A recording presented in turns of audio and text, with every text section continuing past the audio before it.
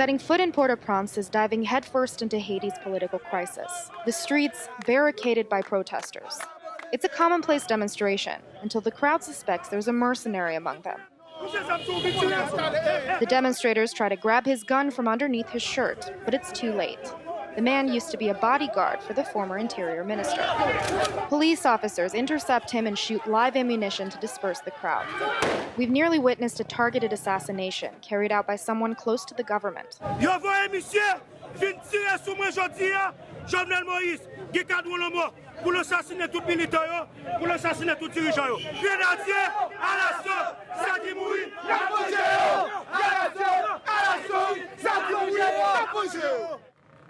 For 2 months, Haiti's experienced relentless protests and road barricades. The rallying cry, President Jovenel Moïse must go. Several times a week, opposition protesters hold spontaneous gatherings. Each time, a musical band kicks off the mobilization, which can often last several hours. It may resemble a carnival parade, but beneath the surface, the anger burns hot. Jovenel has to leave the country. He said he would feed the population, that he would put food on people's plates and some money in our pockets. But ever since he's been in power, he's just been lying to us. Broken campaign promises and a tangle of corruption scandals. Jovenel, la corruption, Jovenel, le cop Petro-Caribé, Jovenel, le cop acquaintance, Jovenel, le cop des Maloc. C'est ça que fait la population Petroville la campé aujourd'hui pour Jovenel quitter le pays. A year and a half in, Haiti's protest movement has reached a breaking point. Parce que qu'on est négocié aujourd'hui, lundi, mardi, mercredi, jeudi, vendredi, nous va proche garder, parce que faut que Jovenel allait, faut que Jovenel démissionne. It's a commitment that's paralyzed the country at every level. When it's not monster traffic jams caused by the protests, it's the paylock, which means blocked country in Creole. We left the demonstration to see how the movement's impacting the healthcare system. At this time of day, this room is usually full of people. But, unfortunately, as you can see, today there aren't a lot of patients. Not everyone can make it all the way here to get their treatments. Access issues have had dramatic consequences for every department, including pediatrics. The problem is the children arrive a little too late. Yesterday we lost another child, brain hemorrhage. The situation is also concerning for hospital employees. Bonjour. Oh, il n'y a pas de médecine générale. Sometimes children arrive in the middle of the night.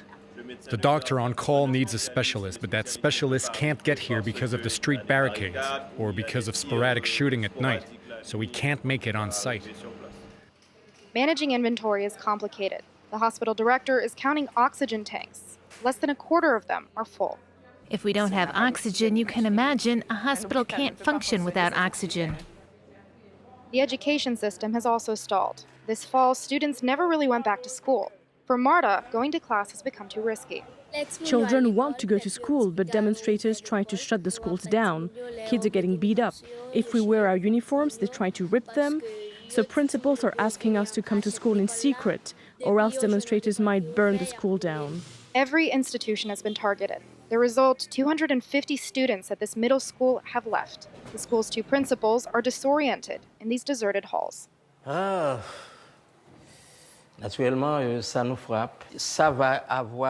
This is going to have a negative impact on these young people's futures. They need to think of the greater interest. They are the future of our country.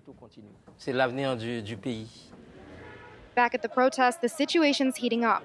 Protesters are trying to take over the access road leading to the president's residence, some of them carrying batons.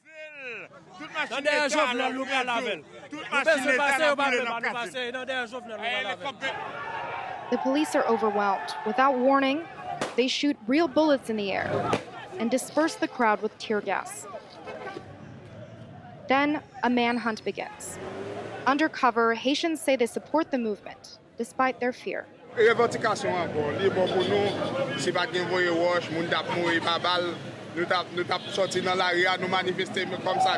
Scenes of panic break out. Some protesters stone those who are trying to keep working. Storekeepers and passers-by are distressed. Gas stations try to protect themselves.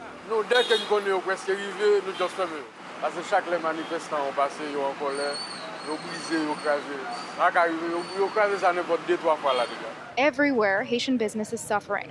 In a capital city that's practically deserted, we find the most determined protesters. The first injuries happen quickly.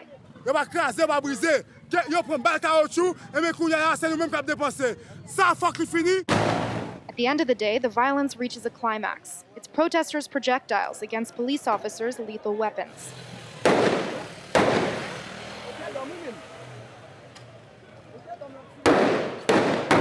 According to the UN, 42 people have died in the protests since mid-September, including 19 killed by police. As a relative calm sweeps over the street, Farah slowly leaves her shelter.